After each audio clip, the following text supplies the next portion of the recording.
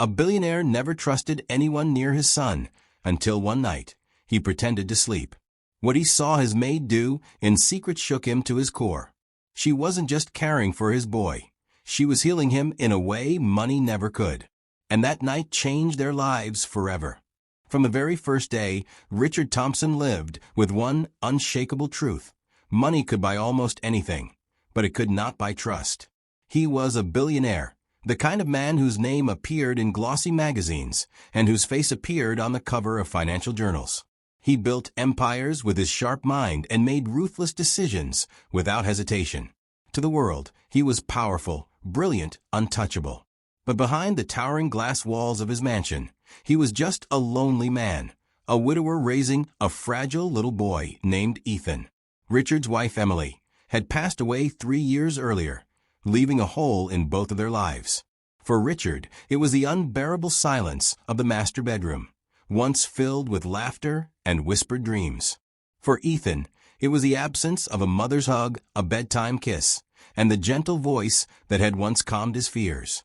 Since her passing, Richard had thrown himself into work. Meetings, flights, deals. It was easier than facing the grief at home. But no matter how busy he became, there was one thing he couldn't escape. Ethan needed care. The boy was only 7, quiet, and withdrawn. His smile, once bright and innocent, appeared less and less each day. Richard had tried everything.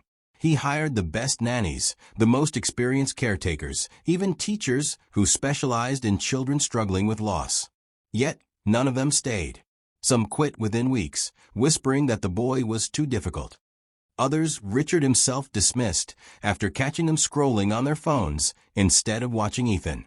A few were even bold enough to treat the job as a paycheck, not a responsibility. Each time a nanny left, Ethan became a little more withdrawn. He stopped asking questions. He stopped playing. He would sit quietly in his room, clutching the stuffed bear his mother had given him, as if waiting for her to return. For Richard, it was infuriating. How could no one see how special this boy was? How could they treat his son as a burden? It reached the point where Richard trusted no one. He believed that everyone, no matter how sweet their smile or polished their resume, was only interested in the generous salary he offered. The mansion became a revolving door of caretakers, and Richard grew colder, more suspicious, more protective. So, when Clara walked into their lives, Richard's guard was already up. She arrived on a rainy Monday morning, carrying nothing but a modest handbag and a stack of references. She wasn't polished like the others. She didn't wear expensive perfume or high heels. Instead, she wore simple clothes, her curly hair tied neatly back, and her warm eyes radiated calm. Richard studied her the way he studied his competitors. Her resume was unremarkable compared to the others. No elite schools, no glossy certifications. Just years of steady work caring for children in smaller households.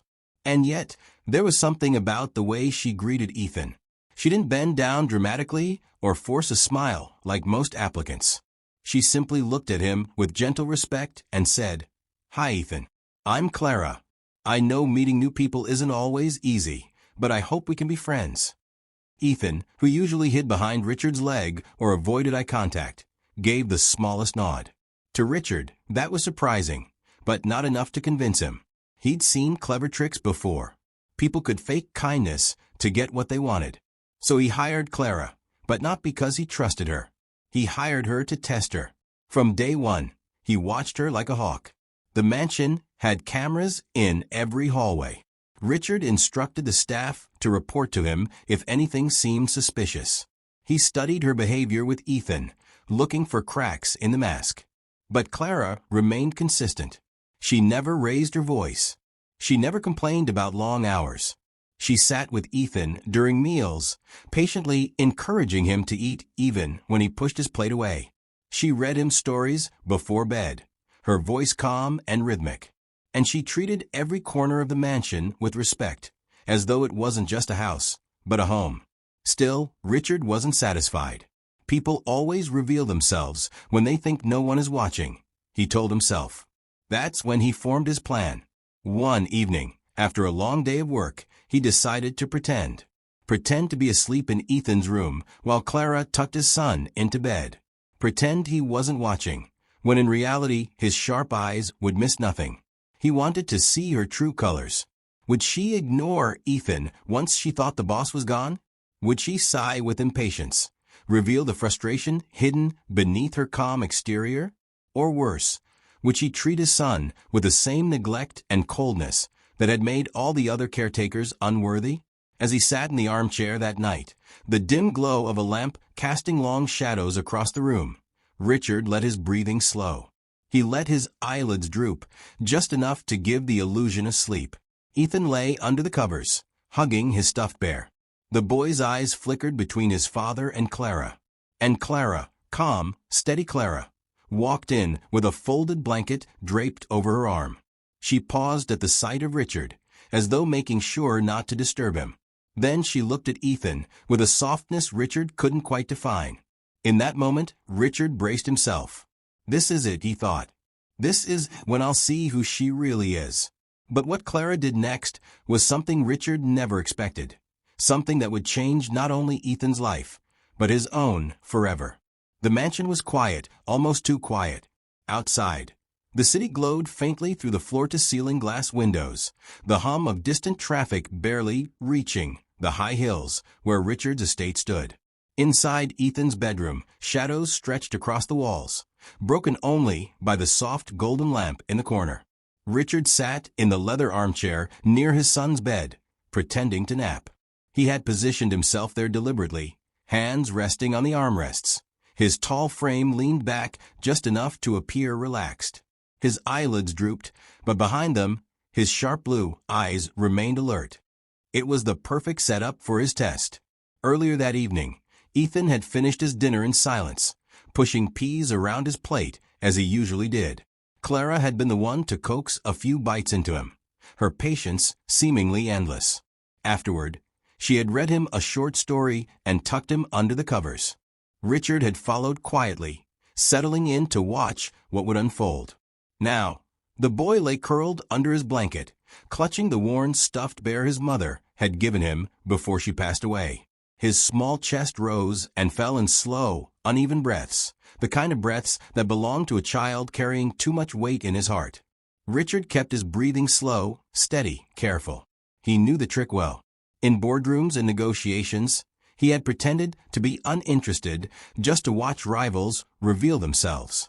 Tonight, he was using the same skill, not for a business deal, but for something infinitely more important: his son's well-being. Minutes passed. The silence stretched, broken only by the faint creak of the door.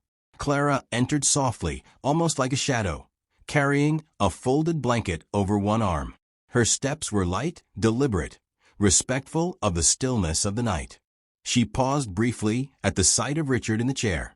Her eyes lingered, studying his seemingly sleeping form. Believing he was deep in rest, she allowed herself a small, almost sad smile. Then she turned her full attention to Ethan. Richard narrowed his eyes ever so slightly, careful not to give himself away. This was the moment he had been waiting for. Most caretakers, once they thought no one was watching, would either rush the process or show their impatience. Some would tuck Ethan in quickly and leave. A few had even muttered under their breath, frustrated that the boy was too quiet, too hard to reach. But Clara did none of that. Instead, she moved closer and lowered herself onto the edge of the bed, her movements slow and gentle, as though she didn't want to disturb the fragile air around the boy. She reached out, brushing a stray lock of hair away from Ethan's forehead. Her touch was light, filled with tenderness. "You miss your mommy, don't you?" she whispered. Richard's heart tightened. His jaw nearly clenched, and for a moment he almost revealed himself. No one, in that house had dared to mention Ethan's late mother. It was an unspoken rule. Richard couldn't bear hearing her name, couldn't bear reopening the wound of his loss. He had convinced himself it was better for Ethan too, that avoiding the subject would somehow make the pain easier. Yet Clara had broken that silence, and she hadn't done it with pity or formality. She said it as though she understood, as though she carried some of that pain herself. Ethan's small eyes blinked open. For a second, Richard feared his son would cry or retreat, the way he usually did whenever someone mentioned his mother. But instead, Ethan's lips quivered, and a tear slipped down his cheek. Clara didn't panic. She didn't hush him or tell him to be strong. She simply took his hand in hers and held it gently. "I know it's hard," she murmured, her voice low and steady, like a lullaby in itself. "When someone we love leaves, it feels like the world is too big and too empty. But you're not alone, Ethan. She loved you so much, and she would want you to keep smiling." Richard felt something shift in his chest, something heavy and uncomfortable. He had never once spoken to Ethan that way about Emily's death. He thought shielding the boy from it was the right choice. But now, watching Clara, he realized perhaps his silence had only deepened his son's loneliness. Ethan sniffled and whispered, "I remember her song, the one she sang before bed." Clara's eyes softened. She reached into her apron pocket and pulled out a tiny, old-fashioned music box. She wound it carefully, and a soft melody filled the room. It wasn't the exact song Emily used to sing, but it was close. So close that Ethan's eyes widened in recognition. "That's it," he whispered, his voice trembling. Clara nodded. "Your mommy's love is still here, Ethan. Sometimes we hear it in songs. Sometimes we feel it in the warmth of a hug. And sometimes it's in the memories we hold in our hearts." The boy's tears slowed. He leaned into Clara's side, resting his head against her arm. "Can you stay with me until I sleep?" Clara kissed the top of his head gently, the way only a mother or someone who deeply understood loss could. "Always, sweetheart. Always." Richard's throat tightened. He forced his breath to remain slow, even, as if he were still asleep. But inside, he was shaken. This wasn't what he expected to see. He thought he'd catch Clara being careless or indifferent. Instead, he was witnessing something he himself had failed to give: comfort, honesty, and healing. He wanted to leap up, to thank her, to tell her she had done what no one else had been able to do. But he didn't. Not yet. Something told him there was more to Clara than met the eye. And as she sat there, humming softly, her hand resting protectively on his son's small back, Richard realized one thing for certain. This test was no longer about her. It was about him. Clara reached into her pocket slowly, as though retrieving something precious. Her fingers curled around a small, worn music box. The brass edges were scratched, the paint faded, but she handled it as if it were treasure. She wound it gently, and the soft click of its mechanism echoed faintly in the quiet room. Then the lullaby began, delicate notes drifting into the air, weaving themselves into the stillness. Richard, pretending to sleep, felt his chest tighten with recognition. The melody was hauntingly familiar. Not identical, but close, so close, to the song his wife, Emily, used to hum at night when she cradled Ethan in her arms. Ethan stirred under his blanket, his wide, tear-brimmed eyes turned toward the sound. His lips parted in a small gasp. That sounds like the song Mommy used to sing," he whispered, his voice trembling. Clara's eyes softened. She brushed his cheek with her thumb and smiled warmly, her voice filled with tenderness. "Your mommy loved you very much. I know she's watching over you." The boy blinked hard, a few tears spilling down. For so long, his grief had been silent, tucked away, because no one dared to speak about Emily. Richard always thought avoiding the subject protected Ethan. But now, watching this moment, Richard realized how wrong he had been. And then Clara began to sing. Her voice was low, rich, and overflowing with emotion. It wasn't polished like a professional singer's, but it carried something far more powerful: sincerity. Every note trembled with feeling. Every word seemed wrapped in warmth. It wasn't just a lullaby. It was comfort, hope, and love stitched together in song. Richard's body stiffened. Goosebumps rose on his skin, and he found himself gripping the armrest of the chair. He had sat in countless boardrooms, listened to speeches from presidents and CEOs, but never, not once, had he felt this kind of weight press against his chest. The song seemed to fill the room with a presence, as though Emily herself was near, whispering to her son through Clara's voice. Ethan's eyes brimmed with fresh tears. But for the first time in months, he didn't cry in silence. He didn't bury his face in his pillow or hide his pain. Instead, he reached out and wrapped his small arms around Clara's. His voice wavered, filled with longing yet touched by relief. "Can you stay with me until I sleep?" Clara's own eyes glistened. She leaned down and kissed the top of his head, her lips trembling slightly. "Always, sweetheart. You're not alone." Those words sank deep into Richard's heart. "You're not alone." How many times had Ethan needed to hear that? How many times had Richard, drowning in his own grief, forgotten to remind his son of that truth? Behind his half-closed eyes, Richard's breath nearly betrayed him. He inhaled sharply, then steadied himself, forcing the rhythm of sleep. But inside, he was shaken to his core. His chest ached in a way it hadn't in years, a raw ache, like an old wound reopening, yet somehow healing at the same time. Clara continued to hum softly, the music box still turning in her hand. Her other hand rested gently on Ethan's back, rubbing slow, soothing circles.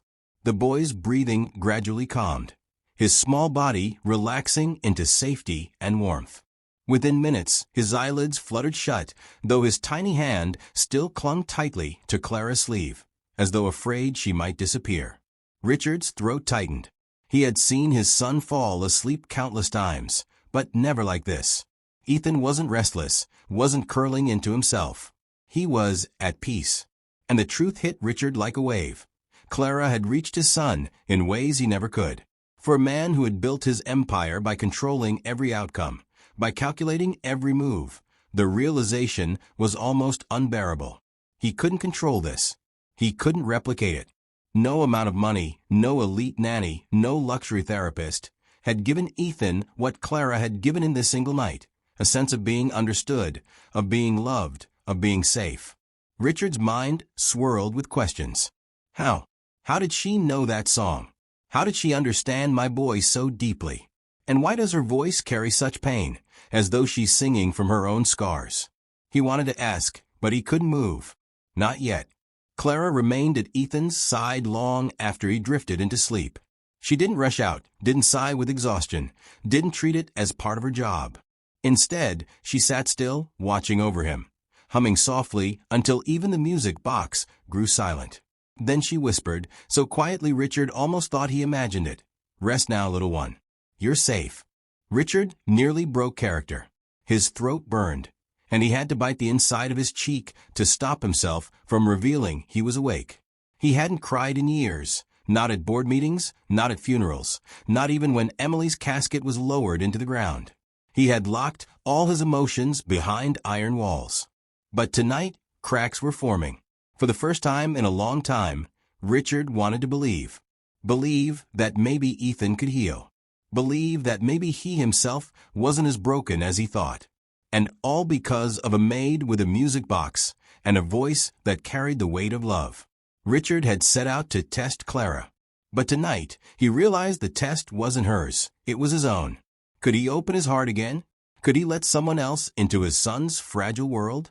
As he sat frozen in that chair, pretending to sleep, he already knew the answer.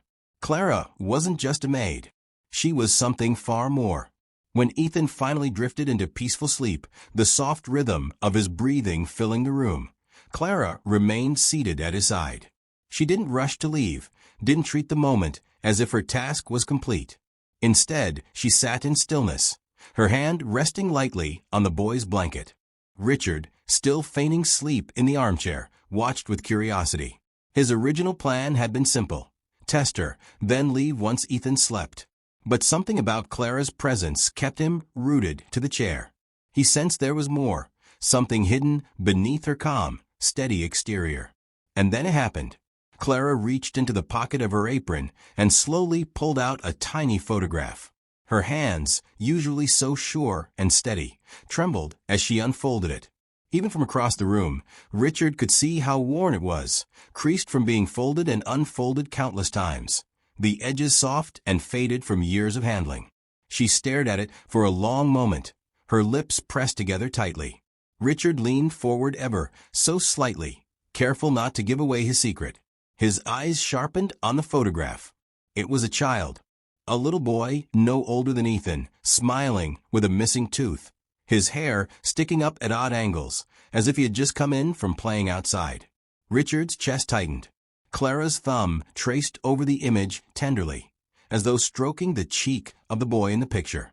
Her eyes shimmered in the dim light, and her lips parted in a trembling whisper. "I'll take care of him. I promise." Her words were so soft Richard almost thought he imagined them. But no, he heard them, clear enough to pierce through the walls of his carefully built defenses. That was when it struck him. Clara wasn't simply kind out of duty. She wasn't just patient because she was paid to be. She carried grief of her own. She had lost a child. The realization hit Richard with staggering force. Suddenly, every piece of her behavior made sense. The way she spoke to Ethan gently, with the patience of someone who knew how fragile a hurting child could be. The way her eyes softened when Ethan withdrew into silence, as though she recognized that silence. The way she sang with such aching emotion, each note filled with longing. Clara wasn't just doing her job. She was healing Ethan, as though she were healing herself. Richard's throat tightened. His entire plan, his entire suspicion, seemed foolish now. He had thought he was clever, testing her. He had thought he was in control. But the truth was painfully clear. It wasn't Clara being tested. It was him. As he sat there, watching her whisper promises into the night, Richard felt the weight of his own failures. He had been so consumed with protecting his son from pain, shielding him from the memory of loss, that he had left Ethan alone in his grief. He had given him comfort in the form of luxuries, tutors, toys, an endless stream of caretakers, but never the raw, honest love his boy truly needed. Clara understood that, not because she was smarter, not because she had better training, but because she had lived it. She knew what it meant to bury a child's laughter in memory, to ache for the sound of a voice you would never hear again. Richard's eyes flickered back to the photograph. He wondered what had happened to Clara's son. Was it an illness? An accident? He could only guess. But whatever the story was, it had carved pain into her heart, pain she had transformed into compassion. And compassion, Richard realized, was something money could never buy. Clara gently folded the photograph again and slipped it back into her pocket. She wiped at her eyes quickly, as if embarrassed to have let the tears fall at all. Then she turned back to Ethan, brushing his hair one last time before whispering, "Sleep well, little one." Her voice cracked slightly on the words, but she steadied herself with a quiet breath. Richard's chest ached. He couldn't look away. In all his years of ruling boardrooms and commanding respect, he had never seen such quiet strength. Clara didn't demand recognition. She didn't seek praise. She carried her pain silently and poured her love into his son, as if it were the most natural thing in the world. For the first time in a long time, Richard felt humbled. He thought of the nights he had sat alone in his office, drowning in work to avoid the silence at home. He thought of Ethan crying softly in his room, clutching his bear, while Richard convinced himself he was doing enough by providing food and shelter. He thought of Emily, her laughter, her warmth, and how she would have wanted Ethan to be raised not just in wealth, but in love. And he realized something that made his heart heavy with guilt. Clara, the woman he had mistrusted, the woman he had decided to test, was doing what he should have done all along. Clara had given Ethan the courage to remember his mother without fear. She had given him permission to grieve, to speak, to feel. Richard sat frozen, a lump in his throat, his eyes burning. He wanted to rise, to speak, to thank her, to ask about the boy in the photograph. But he didn't. Something held him back, the understanding that this moment wasn't his to interrupt. This was Clara's moment with Ethan. It was sacred, fragile, and it wasn't about him. So he stayed still, silent in his chair, pretending to sleep, even as his heart pounded with 1,000 unspoken words. For the first time in years, Richard felt truly tested. Not in wealth, not in power, but in humanity. And deep down, he knew he had failed where Clara had triumphed. The next morning, the mansion stirred with its usual quiet rhythm. Servants preparing breakfast. Richard leaned forward, his elbows resting on the table. His words carried weight, every syllable deliberate. "Last night, I saw what you did for my son. The color drained slightly from her face. The pitcher trembled in her hands. "Sir, I didn't mean." But Richard lifted a hand, silencing her. His eyes glistened, a rare crack breaking through the icy mask he had worn for years. "You gave him something I couldn't." His voice caught for a moment, and he drew in a shaky breath. "Peace." Clara's lips parted, but no sound came out. "And you gave me something I never thought I'd feel again." His gaze dropped briefly to his plate before he looked up, his voice softening. "Hope." The room grew still. Even Ethan paused mid-bite, glancing between them with wide eyes. Clara lowered her gaze, her hands clutching the pitcher tightly. She had always carried herself with quiet confidence, but now she looked small, almost afraid. "I only wanted to help, sir. I never meant to overstep." Richard cut her off again, his voice firmer this time. "No, you didn't overstep. You stepped in where I failed." The admission stunned even him. He had never been a man to admit failure. In business, in life, he prided himself on control. But here, with this woman who had shown his son more love in one night than he had managed in years, there was no denying the truth. Richard pushed back his chair and stood.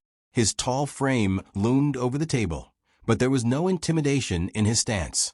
Instead, there was something new in his eyes, gratitude. "You're not just a maid in this house anymore," he said, his voice steady but thick with emotion. He looked at Ethan, then back at Clara. "From now on, you're family."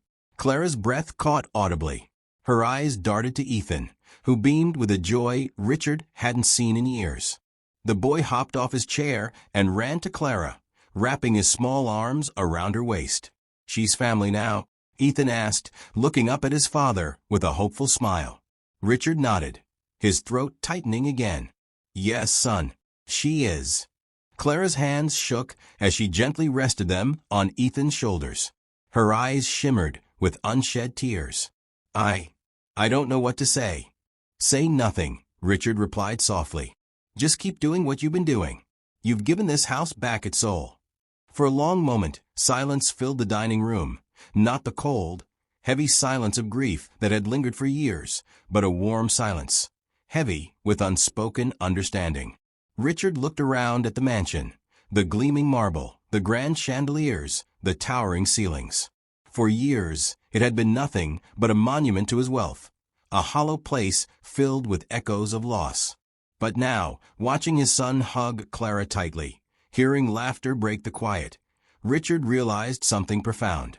For the first time in years, this wasn't just a building of glass and stone. It was a home. And it wasn't wealth or power that made it so. It was love.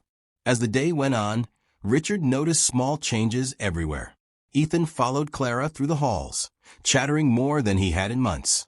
The boy laughed while helping her fold laundry, his giggles bouncing off the walls like music.